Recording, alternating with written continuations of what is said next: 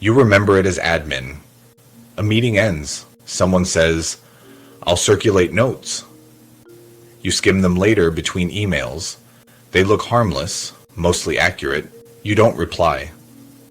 Weeks later, those notes are treated as if they locked something in, and you're standing there wondering how a document you never agreed to manage to move your legal position without you touching it. That's the paradox. The thing that felt least like a decision is often the moment the record hardens. The first time most people feel this is at work. A meeting about next steps. Not disciplinary, not formal, just a conversation. The manager talks. You respond. You correct one small point out loud, let a few others slide because they feel imprecise, not wrong. Afterwards, the meeting summary lands in your inbox. It's written in calm, neutral language. It was agreed that there was acknowledgment that none of the words feel dramatic enough to challenge, and challenging them would feel awkward, nitpicky, almost defensive.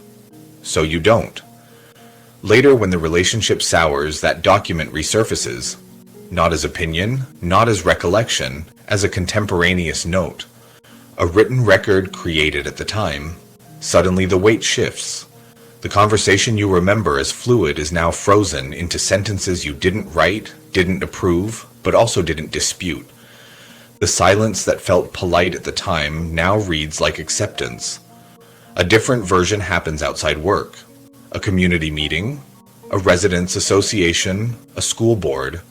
Something local, slightly boring, vaguely optional.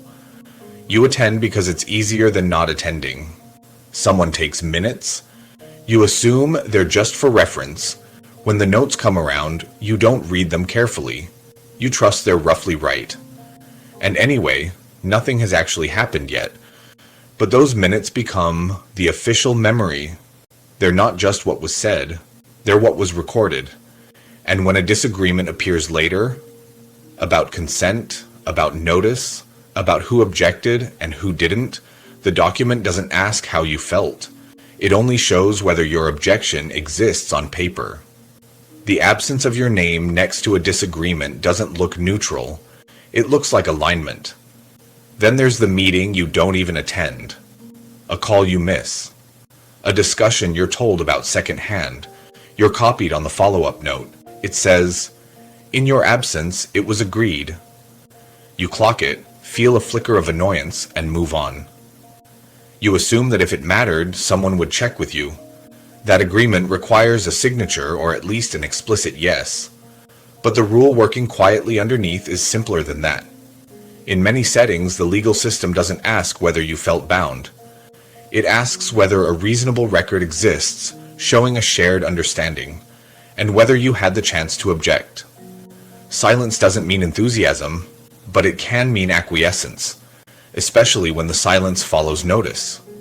What makes this dangerous isn't trickery, it's tone. Meeting notes are written to sound factual, cooperative, tidy. They don't feel like contracts. They feel like housekeeping. And because they feel administrative, they bypass the part of your brain that looks for risk. You reserve that vigilance for things that look official. Forms, signatures, bold headings. Not a polite email recap sent at 6:12 p.m. The legal shift doesn't happen because the note is perfect. It happens because it's the only thing that survives. Memories diverge, accounts conflict. But the document sits there, time-stamped, unbothered.